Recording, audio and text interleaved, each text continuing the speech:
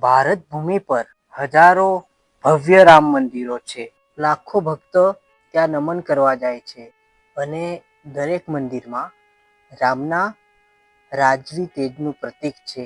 પણ આ ભવ્યતામાં એક શાંત ખૂણામાં કોઈના હૃદયમાં ખોવાઈ ગયું છે રામધામ સેવા આશ્રમનું બીજ. પણ ત્યાં ન કોઈ સોનાની ઝાંઝર હોય કે પછી ન કોઈ ઊંચો ગુંબજ હોય, જ્યાં ઘંટનો અવાજ નહીં હોય પણ શ્રીરામનો જપ અવિરત વહેશે, જ્યાં દિવાલો ઈંટથી નહીં પણ આંસુઓથી બનશે, જ્યાં પુષ્પો નહીં દુઃખી આત્માઓની શાંતિ ચડાવવામાં આવશે.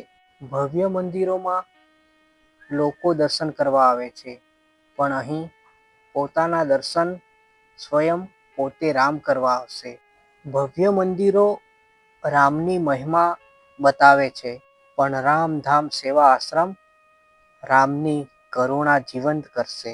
આ ધામમાં કોઈ ભેદ ન હોય, ન મોટી જાત ન નાની જાત, ન ધનિક ન ગરીબ. અહીં ફક્ત એક ઓળખ બનશે, હું રામનો ભક્ત છું. અહીં રામ નામથી ભોજન મળશે અને રામના જપથી દુઃખ ઓગળશે. રામધામ એવું સ્થાન હશે જ્યાં મનુષ્ય ભગવાન તરફ નહીં પરંતુ ભગવાન મનુષ્ય તરફ ચાલીને આવશે. ભવ્ય મંદિરો આકાશને સ્પર્શે છે, રામધામ સેવા આશ્રમ આત્માને સ્પર્શ કરશે. દોસ્તો, આ મારું સપનું નહીં પણ રામજીની પ્રેરણા છે. તો પ્લીઝ મારી ચેનલ સબસ્ક્રાઈબ કરી, એક લાઈક કરી, કમેન્ટમાં જય શ્રી રામ લખી દીધું.